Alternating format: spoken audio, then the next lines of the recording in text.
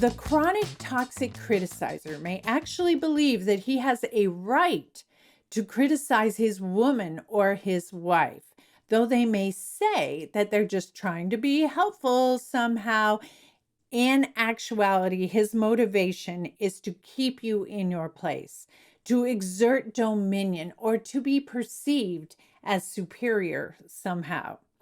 In part 2 of my series on criticism, I'm going to focus in on that guy, on the projected criticism that is used by the chronic toxic criticizer. We will uncover the 4 cloaks that he uses to hide behind and how to respond to each, as well as the 3 excuses which you must never accept and the 3 forms of abuse that you must never tolerate. Sound like a mouthful? It is. And hopefully you'll have a mouthful to say the next time that you need to use the 4 S's. Shine a light on his attitude and behavior. State your grievances. Speak up for what you need and stand by what you said. You and me, we could be on top of the world. Hi, I'm Ramona Zabriskie, and in my work with women in over 70 countries, I've learned that not all criticism is alike. As we discussed in part 1 of this series, there's constructive criticism, there's unintended criticism, and there's projected criticism that is sort of occasional and out of character. It's really important to understand the difference between those first 3 types of criticism because, listen, you don't want to overreact and get all negative and defensive and defeated every time you feel criticized. There are better ways. So if you haven't watched it yet, be sure to watch part 1 of this series.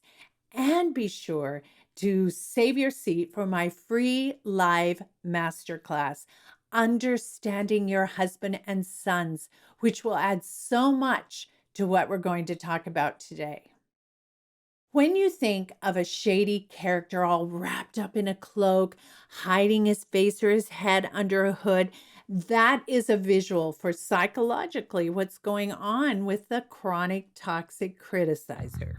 He is using criticism, especially of his partner, to hide his insecurities.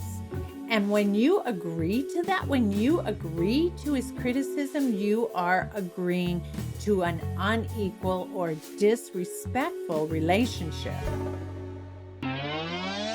What should you do about it?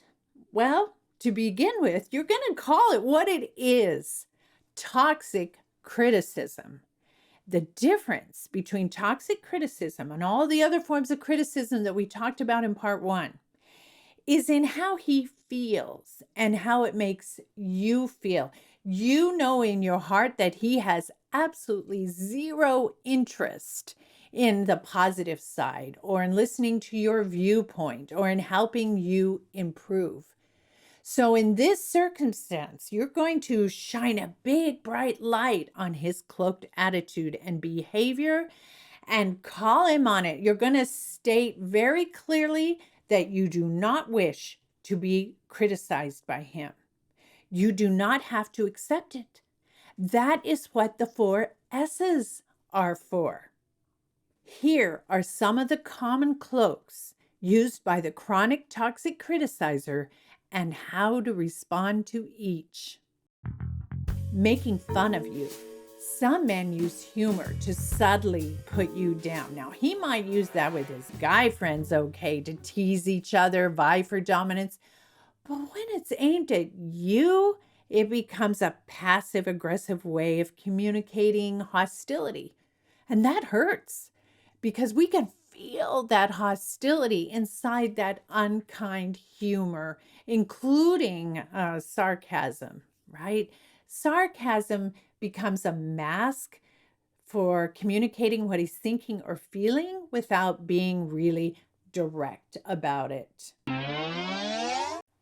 The first thing to do is to look that chronic toxic criticizer straight in the eye and say, "That's not fair, and you know it. It's hurtful to tease or joke about me that way when I have every right to think and do things my way." If he dismisses it, say, "Hey, I'm serious about this. That hurt my feelings. Please don't say that kind of thing to me ever again." Condescension. If he was raised around other men who had attitudes towards women where they feel innately superior somehow, he might have grown up with that attitude. Never allow this.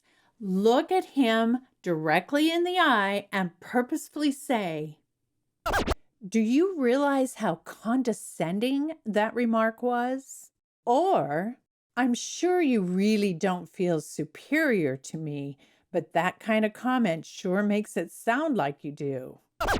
Not taking you seriously or minimizing what you have to say. If he's not thinking of you as an equal adult, then it's your job to make sure that he knows you do have ideas and opinions and that you expect to be listened to and respected. And then if he's not listening or he keeps changing the subject, then you've got to look him straight in the eye and gently call him on it. I really enjoyed listening to you earlier. I think you've got a lot of good ideas. Now, I'd appreciate it if you'd return the favor and listen to my point of view. Likewise, some men think of every conversation as some kind of debate or battle that they have to win, that they have to defeat their opponent at all costs. In this case, he's probably going to be interrupting you a lot or trying to out-talk you or drown you out by raising his voice or trying to discredit you in any way he can. If that's the case, if he's starting to argue with you before you've even had a chance to get your ideas across, then you need to look him in the eye as you say, "I really like debating you like this. It's exciting, but it would be a lot more fun if you'd stop interrupting me." If he continues arguing, stop talking again and say, "I listened without interrupting until you finished your point of view. And now I expect you to listen to my point of view without interrupting." If he still insists on interrupting, stop talking, look him in the eye and tell him, "It seems like it's way more important to you to be right. And all I wanted to do was have a lively discussion. Let's just talk again later when you're more in the mood to listen." No matter what happens, do not accept these excuses. "You're being unreasonable." No. It is perfectly reasonable to want to be listened to not be criticized or talked down to or made fun of. It is unreasonable of him to expect to treat you that way without any repercussions. When it comes to a chronic toxic criticizer, do not believe or accept the unreasonable excuse. "You're being hysterical." No. That's just an excuse for negating your right to your emotions, and it feels very demeaning. When it comes to a chronic toxic criticizer, do not believe or accept the hysterical excuse. "You're trying to start trouble." No. Excuse me? You're trying to avoid trouble. This is an excuse just meant to throw you off track. When it comes to the chronic toxic criticizer, do not accept or believe the starting trouble excuse. And of course, you will never allow abuse from your spouse or anyone. Verbal abuse, as in calling you derogatory names or telling you ugly things about you personally. It blames and accuses. Like all forms of abuse, verbal abuse is actually a way to exert power or superiority over another by belittling or hurting them. Emotional abuse, as in trying to make you think you're crazy, threatening to end the relationship or hurt you if you don't do what he says. Again, emotional abuse is an attempt to rob you of your power, confidence, and independence by making you doubt yourself. Physical abuse is using his body or persons or physical objects as a tactic of intimidation, which might also include sexual abuse. You got to call them what they are: abuse. Did you notice that we haven't even talked about how to change him? That's because with the chronic toxic criticizer, the impulse to lash out and to hurt those who are just trying to love them comes from childhood, when he himself was probably belittled or criticized or hurt. And effectively treating that kind of deep psychology to the point of actually changing behavior is not something that you can do alone. The only person that you can change, the only person that you can really take care of is yourself. And that will probably require a lot of support as well. Reach out. A friend and a family member, that can be a good place to start. But please also consider professional help. And of course, you're always welcome to the Wife Savers course and community, where you will receive my mentoring and concern, as well as the kind, positive support of a loving sisterhood from all over the world. Women who know that you need and deserve security, validation, and we-ness. That's what we're all about at the Wife Savers course and community.